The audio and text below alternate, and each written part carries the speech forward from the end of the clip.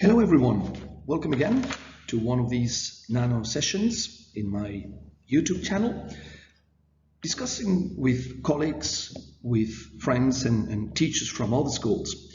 We realize that skills are crucial for the development of the students in primary and secondary. However, even if we realize that skills are integrated in our curriculum, most of the time, teachers don't realize that skills can or must be taught explicitly. So what I wanted to do today is to share with you a way of integrating the skills into the curriculum and have them taught explicitly. So students are aware of the particular skill that are developing on a particular activity. And they're also aware of what skill do they need to be successful in a particular unit or particular activity. So before that, let's have a little discussion. Let's think a little bit about why students go to school. What's the point of going to school? Nowadays, as you know, information is on the phone, on the internet. We have access, immediate access to all kinds of information on a daily basis at every single moment. So what do you think is the point of going to school? Is it a crowd control measure? It's because we want students to gain good qualifications? It's because we want our students to get into good universities? Maybe getting a good job? Or maybe we want to prepare them for life? Or let's go further. Maybe what we want is to develop brilliant learners. Keep in mind that learners can be defined in many different ways, isn't it? So as you can see, in these proposals, we're going from very traditional, old-fashioned ways of understanding the reasons going to school. And then we're moving little by little into preparing students for life, have them ready to solve problems and to be able to interact, to bring subjects together, to become inquirers, to become critical thinkers. So be ready for life, be brilliant as learners. So if we consider then, or if you consider like I do, that one of the main points of going to school is developing brilliant learners, these are certain, what does it mean brilliant learner to us? What's the definition of a brilliant learner? And we will all have, of course, different views. But what about having self-motivated, self-directed, self-regulated students who can work independently, who can be autonomous, who can look for the information by themselves, who are able to collaborate, to communicate effectively, to think critically about what they see, what they hear, what they learn. Maybe you want them to be able to transfer their knowledge from one situation to another. Maybe you want them to be able to develop some literacy skills, not in terms of reading, but in terms of looking for sources, being able to analyze the reliability of the sources.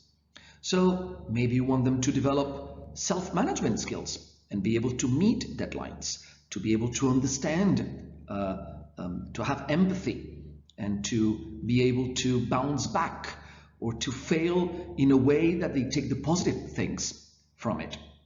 So what about trying to have lifelong learners? Students that will be systematically learning during their life in the same way that we should be lifelong learners.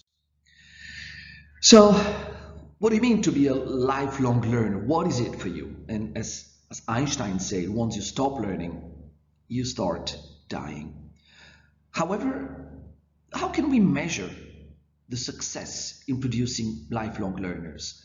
We can obviously measure the success in terms of knowledge, in terms of understanding, in terms of mastering the content. All that can be done through summative assessment tasks with precise criteria and rubrics to give grades. But how do we measure the capacity to be a lifelong learner? Is there any way? Can we do that? So maybe through the skills. And this is what the session is about. How can we develop skills? By integrating the skills directly into the curriculum and make them explicit enough. So the key skills for the students, and I've put on bold the main words. So it's setting learning goals. So for them to be able to plan their study, to have these organizational skills, ask good questions at the right time. So to be able to be critical thinkers, to be inquirers, to be reflective, generating motivation and perseverance. So having these character traits that will allow them to be successful in their learning process, be able to process information effectively. So have these media literacy skills when they're able to connect, to verify, to compare the information that they receive through critical thinking strategies. Working with deadlines, self-management, very important. Being able to meet deadlines for the work, for the life. Be reflective on their achievement and on their achievement as well. Reflect and try to get the positive aspects from all the experiences and the capacity they have to make changes. So through that reflection on all the different skills that we've mentioned, be able to change their learning process in order to adapt. Adaptability is crucial, as you can imagine, for this generation. So if we try to think what top recruiters are looking for nowadays, and this is an information from 2010, in the USA, these are the 7 points that they're looking at. And if you look at all the 7 points, they have something in common. Skills, communication, problem solving, collaboration, working teams, information technology, media literacy, leadership skills, project management, all is skill-based. All the expectations for the USA top corporate recruiters are skill-based. Just as you know, maths, sciences, even a foreign language comes 14th in this list, because we have devices that provide information immediately about pure content. What about in other countries? This is what they look for in 2008. Yeah, team workers, inquirers, thinkers, self-management, collaboration, reflection. So again, more skills are needed for the generation that is in our classrooms. What about in Canada? In 2010, this is what they look in Canada. Again, skills, collaboration comes again, self-management comes again, independence, autonomy. And if we look at what the United Nations established as the 10 essential skills for the success in the 21st century, these are the ones that come as a priority. Thinking, collaboration, communication, information literacy, leadership teams, social aspects. So crucial skills for all the students to develop in the 21st century. So now that we are confident about the fact that skills is the cornerstone of educational programs, we need to realize that we already assess or teach skills in some way in each one of the subjects. And I gave examples here. Well, I'm giving examples in languages, in sciences, and I would like you to think, reflect, what kind of skills do you teach already if you're a math teacher, an arts teacher, a design teacher, a physical and health education teacher, a humanities, historian, geographer. But in languages, automatically students will develop reading skills, writing skills, note making, which is part of the self-management process, summarizing, paraphrasing. In sciences, they will develop researching skills. They will develop hypotheses. They will have experiments. They will work with data. They'll have then analyzing skills and the capacity to draw conclusions, to report findings. So all these skills are already integrated in our curriculum. But the question is, are we sure that we are right now teaching those skills explicitly? Are we sure that our students are aware of the fact that they are developing those skills across the subjects? And I don't think we can say yes. I don't think students are aware, or even us as teachers, I don't think we are aware that we are teaching those skills on a daily basis. So how can we make sure that these skills that are already existing in our curriculum planning are being taught explicitly? So this is my proposal. And that's an activity that you can do with parents, with your students, for them to really understand how skills are being developed on a daily basis. So on the left-hand side, what I have done is I've written a list of daily routines: organizing a trip, argue with a friend, get dressed, brush your teeth, put on mascara, teach, and I've put learn as the most complex one of the daily activities. And I would like you to ask the parents or your students to think, when you do any of these daily activities, what skills are you developing? What skills do you need to organize a trip? What do you need to argue with a friend? What do you need to get dressed? And invite them to create a simple statement like the ones on the right-hand side. In order to get dressed, and that's one of the objectives in life, I need to think about where am I going? Think about the weather, where I'm going. Think about when am I going? So in this way, they know that in order to do that daily activity, in order to meet that objective, they need to develop certain skills, and they do that on a daily basis. So the idea is for them to realize that in order to meet an objective, they need a skill. That is in daily life. And you can come up with any example you want. If you have primary students, you can go with very simplistic things. What do you need to brush your teeth? So in order to be successful in getting dressed in the morning, then what do you need? In order to prepare your school bag for the next day, what do you do?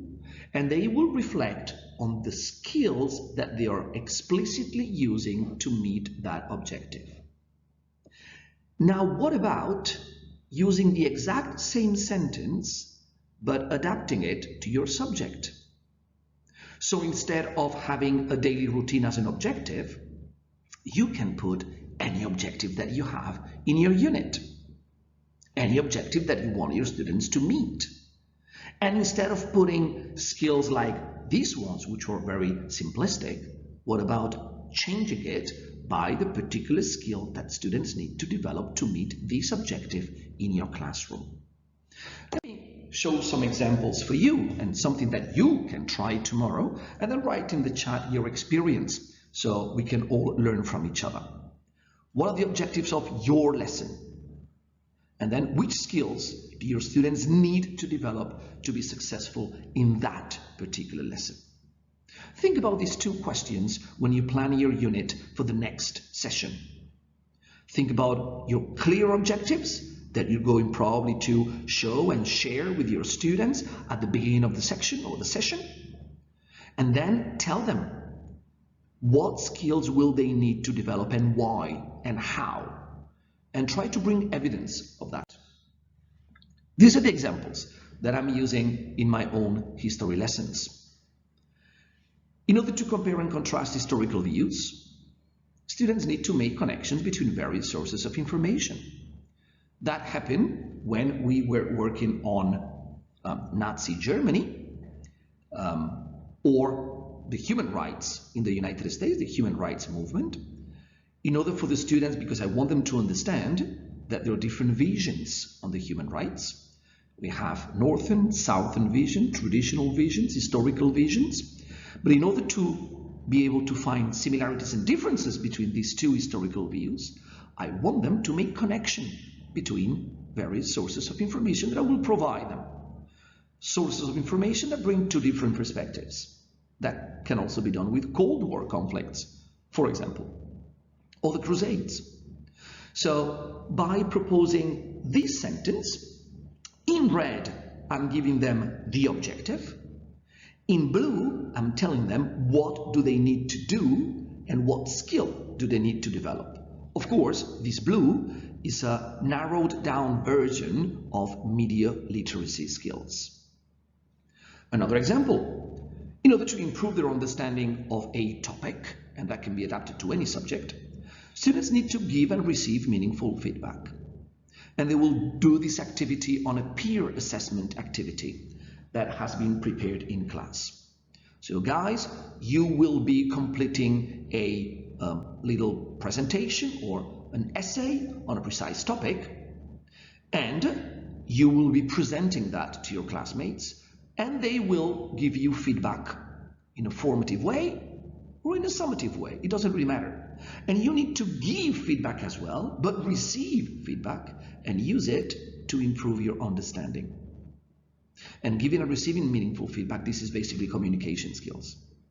So with these two activities, with these two examples, what I've done is I shared with my students these specific sentences. I used color coding for them to really understand.